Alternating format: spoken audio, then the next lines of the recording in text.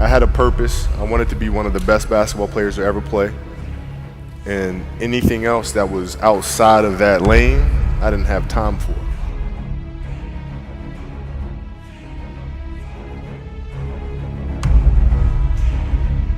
You know, basketball for me was the most important thing. So everything I saw, whether it was TV shows, whether it was books I read, people I talked to, everything was done to try to learn how to become a better basketball player. Everything. And so when you have that point of view, then literally the world becomes your library to help you to become better at your craft. I personally am not writing every word of the novels. I am not animating the films. What I have to do now is make sure that the people that we bring in, these obsessives that we bring in, are challenging themselves to do the best job that they think they can do. That's what I'm there for, is for them to constantly look in the mirror and self-assess and challenge themselves. If we have a project and you're saying, okay, I can do that, that's not the project we want. The projects that say, I don't know if I can animate that. I don't know how to write that story. I don't know how to do that. Those are the things we want, because through that curiosity, you'll reach a level that you didn't think was possible. At 13 years old, I played the longer game, because my game wasn't about being better than you at 13. It was to be better than you when the chips are really on the line. So when we played at 13, I would size you up and see what your strengths and weaknesses are. How do you approach the game? Are you silly about it? Are you goofy about it? Are you good at it just because you're bigger and stronger than everybody else? Right? Or is there actually thought and skill that you put into it? Right? And when I'd play to my weaknesses. I wouldn't play to my strengths. I played to my weaknesses. Because when you're playing summer basketball, there's so many games. So there's not a lot of skill work being done. So when are you going to get better? Right? When you're playing in competition situations, you're only playing to your strengths. Why? Because you want to win. Right? So what I would do, I was work on the things during those games that I was weak at. Left hand, pull-up jump shot, post game. Right? So I have a strategy. And so then fast forward to when I'm 17, and my game is completely well-rounded, and that player at 13 that I saw at 13 is still doing the same shit at 17. Now you got a problem. You know, in the NBA, it was actually easier.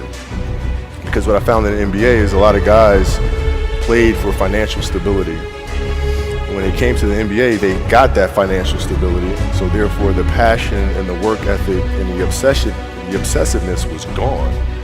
And then you had the players that had that passion, but weren't willing to commit their entire lives to doing that. Right? It's a choice.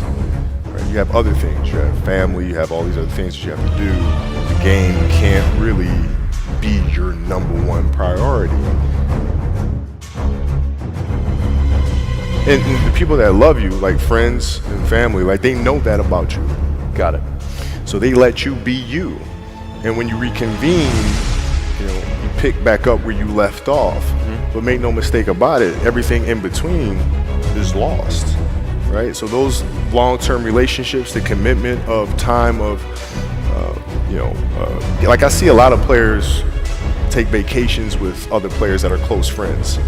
And or just take vacations just to take vacations, or just hang out just to hang out. Like I never did that.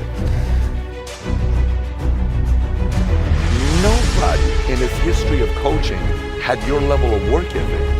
I mean, you hear so many guys tell stories about your work ethic. Yeah. What was really your work ethic like, and for how long did you stay disciplined?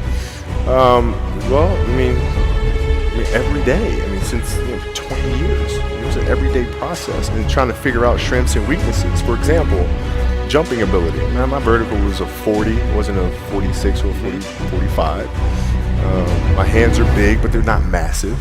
Right? So you got to figure out ways to strengthen them so your hands are strong enough to be able to palm a ball and do the things that you need to do. Quickness, I was quick, but not insanely quick. I was fast, but not ridiculously fast.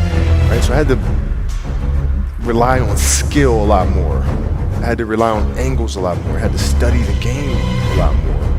And but I enjoyed it though. So like from the time I can remember when I started watching the game, I studied the game, and it just never changed. Who would Shaq be if he had your work ethic? He'd be the greatest of all time, for sure. I mean, this guy was a force like I have never seen. I mean, it was crazy. You know, a guy at that size. Generally, guys at that size are a little timid and they don't want to be tall. They don't want to be big. And this dude he did not care. He was mean. He was nasty. He was competitive. He was vindictive. I mean, I wish he was in the gym. I would have had 12 rings.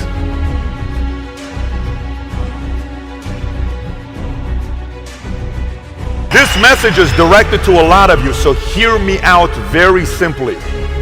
The fact that you say the work ethic side, the fact that you say work ethic side, and you say, hey, if he would have worked that hard as I did, do you think if he would have had the same level of commitment to the game as you did, you guys would have had fewer feuds between each other? Yeah, because I don't deal with people that don't commit at that level, but then act as if they do. I don't deal with that. I don't.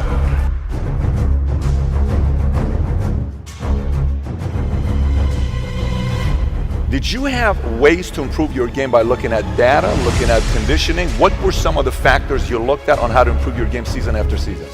The game itself it's a complicated answer. So there are very tactical things in terms of footwork and geometry of the court. So you're looking at the court and looking at the 45-degree angles that the court is shaped in and how it needs to operate. That's one component to it. So looking at spots on the floor where you can increase your efficiency. Right? You can be on the wing, but there's a certain spot on the wing that improves your angle to drive to the basket. Right? So that sort of stuff. Footwork of the opposition, looking at the emotion of the opposition, their tendencies, their weaknesses, and all that stuff. Understanding the momentum of the game, how to create momentum shifts, where momentum shifts come from, all this sort of stuff.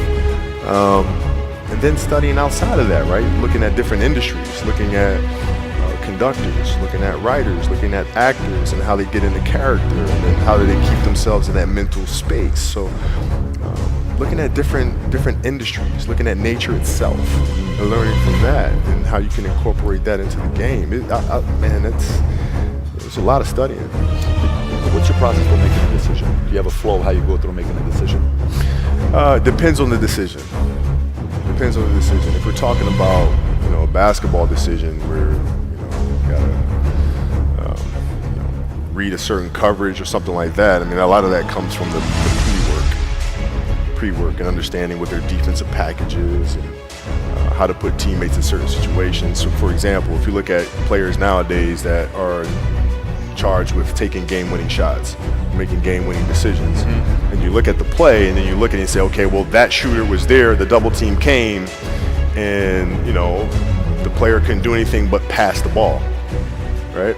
Well, that's because they didn't do the pre-work, right? So when you do the pre-work, you understand, okay, this team in this situation likes to run a double team from this particular angle.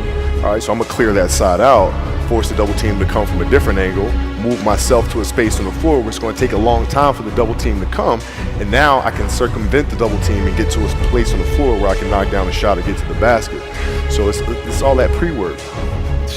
The decision, when I say decision, how is if you're looking at somebody that you're sizing up, or if you're looking at somebody to go into business with, or if you're looking at a big investments you got to make, what is the decision-making process there? Do you call? Is there first you do your own research? You take this much time. You call an advisor. Is there a system you follow? It's pretty simple for me. It's do you understand the business?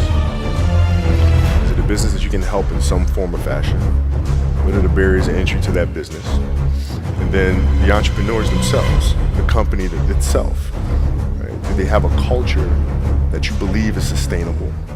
Are these leaders people that you believe in? Are they people that are obsessives? And in turn, have they created a culture of obsessiveness? So I tend to look at those 4 factors and that's it. It's a long process. But like, when I went in the trainer's room, my kids are in there, and they're looking at you and stuff, and I'm looking at them, and I'm like, so all right. Dad's gonna be all right. He'll be fine. He'll be all right. He'll be all right. He'll be all right. As a parent, you gotta set the example. You gotta set the example. This is another obstacle.